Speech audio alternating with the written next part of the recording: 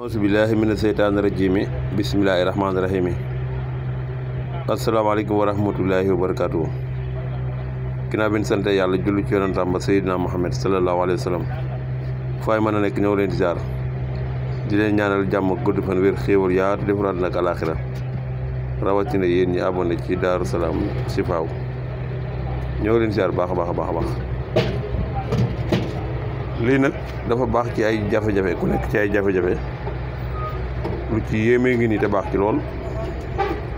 képp koo xam da ngaa nekk ci ay jafe-jafe moo xam da nga doon liggéey ba si liggéey yàqu moo xam da nga doon ne ci am entreprise ba yàgg sa ñooñu dafa ay jafe-jafe ci kàttan suñu borom daal lii da koy saafara. da ngay sikkar nag da nga koy sikkar nag lu bari lu mu gën a bari mu gën a baax lu mu gën a bari mu gën a baax da ngay sikkar ni ngay sikkar da ngay def laa ilaha illallahul asimu laa ilaha illallahul xalimu laa ilaha illallah rabbu samawati wa rabbul ardi wa rabbul arsil karimi laa ilaha illa anta subhanaka inni kuntu minaz zalimina loolu ngay sikkar sikkar suñu borom tabaaraka wa taala boo ko dee def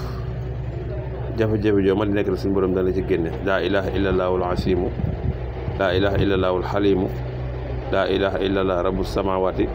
wa rabbul ardi wa rabbul arsil karimi laa ilaha illa anta subhanaka inni kuntu minaz zalimina ci kàttan suñu borom tabaaraka wa taala koo saxal di ko def lu bëree bëri amul lim nag loo ci gën a lu mu gën a bëri mu gën a baax ci yow te ki nekk ci jafe-jafe bu ko dee def ki nekkul ci jafe-jafe bu ko dee tamit suñu borom mën na koo yeex a dugal ci ay jafe-jafe wala mën naa dem dundam gépp sax du ci am jafe-jafe waaye li daal lu baax la ci ku ne ci ay jafe-jafe yaa nga xam ne ko doon liggéey si liggéey yàqu wala nga nekk ci fu lay xatale wala nga nekk ci ñàkk